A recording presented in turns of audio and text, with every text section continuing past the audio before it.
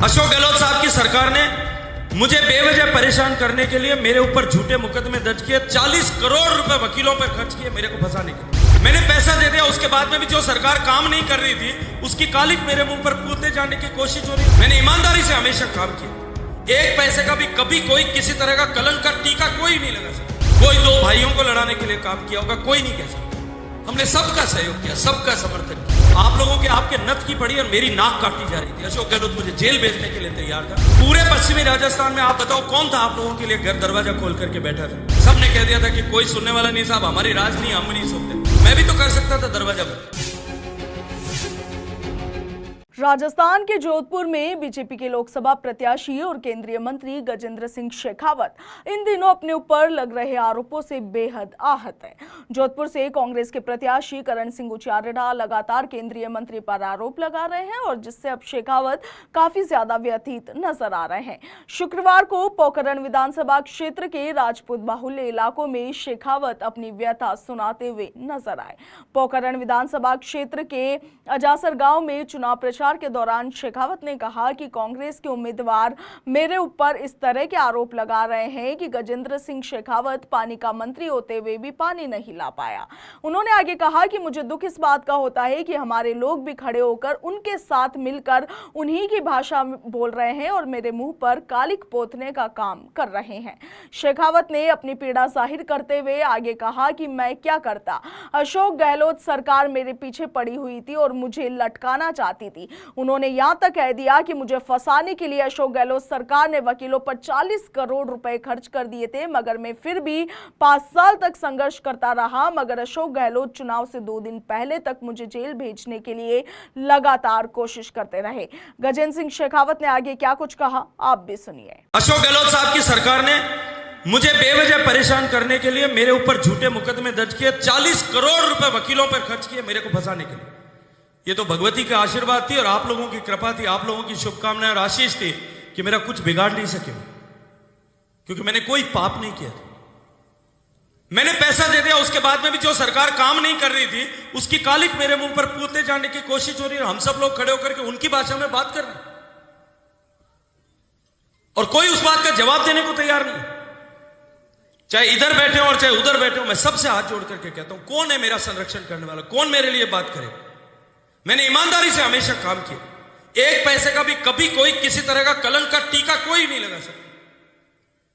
कोई इस बात को नहीं कह सकता कि हमने 2 पक्षों को लड़ाने के लिए काम किया होगा, 2 जातियों को लड़ाने के लिए काम किया होगा, कोई 2 भाइयों को लड़ाने के लिए काम किया होगा, कोई नहीं कह सकता। हमने सबका सहयोग किया, सबका समर्थन किया।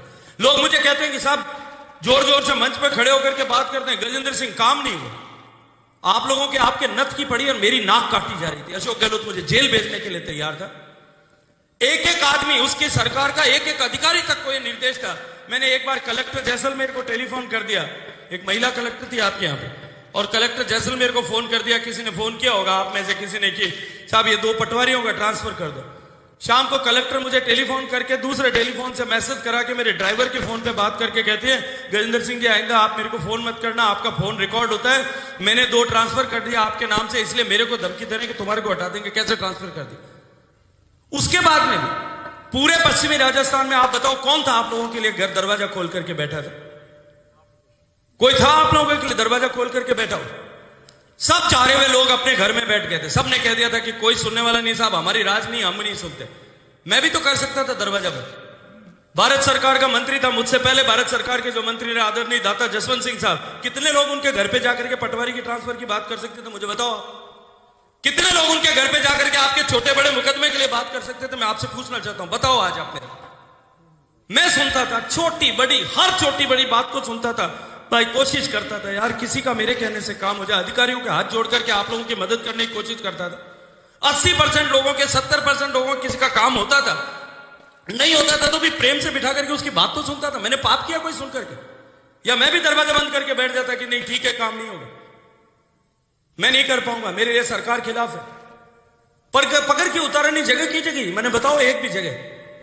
और केवल आप लोगों के लिए नहीं कह रहा हूं, ये जनप्रतिनिधि बैठे इनके लिए भी कह रहा हूं कि इनके लिए पांव खोलने की जगह कहां थी? काम इनके जो है, इनके कोई भी संकट काम था उसके लिए कौन मुझे बात नहीं करता था। लेकिन आज जब लोग पूछ रहे हैं तब कोई जवाब देने के लिए तैयार नहीं। जवाब भी मेरा मैं ही दूंगा। मैं मेरे इसमें यहाँ का पोतरा हूं, इस जाजम पे खड़े होकर पहली बार मैं मेरा दर्द बोल रहा हूं। मैंने कभी किसी के सामने नहीं कहा, मेरा दुख कभी किसी के सामने नहीं कहा। 25 तारीख को बाप जी आपके वोट थे, 23 तारीख को अशोक गहलोत मुझे जेल भेजने का षड्यंत्र कर रहा था, 23 तारीख को। फिर भी मैंने कभी किसी को कहा कि साहब मेरे ऊपर ये कष्ट है, मेरे ये तकलीफ है, किसको कहता हूं? और आप लोग सब इस पोखरण में से कोई बैठे बैठे बच्चे जो है लिख रहे हैं और कोई जवाब देने वाला नहीं। इतने लोगों में से कोई बोल करके जवाब नहीं दे सकता। मेरा जवाब मैं ही दूंगा यार, मेरा संरक्षण कौन करेगा यार? मैं आज आप लोगों के पास में वोट मांगने नहीं आया और इस जाजम पे आऊंगा भी नहीं वोट मांगने के लिए, क्योंकि मेरा अधिकार है यहां का वोट लेना। लेकिन मैं आप लोगों को निवेदन करने के लिए आया हूं कि आप लोगों को मुखर होकर के सही को सही कहना पड़ेगा, सही को सही कहने की हिम्मत रखनी पड़ेगी साहब। मैं तो कितने संघर्ष, कितनी तकलीफ, रोज डॉक्टर साहब जब जोधपुर आता था 500 लोगों से मिलता था। क्यों मिलता था? लोग मेरे घर पे क्यों आते थे साहब? जब किसी का काम नहीं होता कोई आएगा क्या? क्यों आते थे 500 लोग? दिल्ली में रोज 200-300 लोग आते थे, पूरे राजस्थान से लोग आते थे, पूरे मध्य प्रदेश से लोग आते थे। गुजरात में एक सांसद नहीं है राजपूत आकर के मेरे घर पे खड़े होते थे, जिसको तकलीफ होती थी के साथ जो लोग आते थे वो उन्होंने देखा हो। रात को 2-2 बजे तक ये खड़े भैरव सिंह 2-2 बजे तक लोग आके रात को मेरे घर पे खड़े रहते थे। हरियाणा से आते थे, एक सांसद नहीं है राजपूत। जय गुजरात में एक सांसद नहीं। मैं उनकी बात को सुनता था, यार मैं तुम्हारे लिए खड़ा हूं, मेरा धर्म है कि मैं तुम्हारी बात को सुनूं। फिर भी कोई उसको लेकर के हमारे लोग सब जो है उनके सुर में सुर मिलाने लग गए। कुछ भी कोई भी बोल रहा है, हम लोग सब सुन रहे हैं और मैं भी सुन रहा हूं। तो मैं आज आप लोगों के पास वोट मांगने नहीं आया साहब, मेरे को ओढ़मा देते, मैं आज आप लोगों को ओढ़मा देने आया। जो इधर बैठे इनको भी, जो इधर बैठे इनको भी ओढ़मा दे रहा हूं और आप सबको भी दे रहा हूं।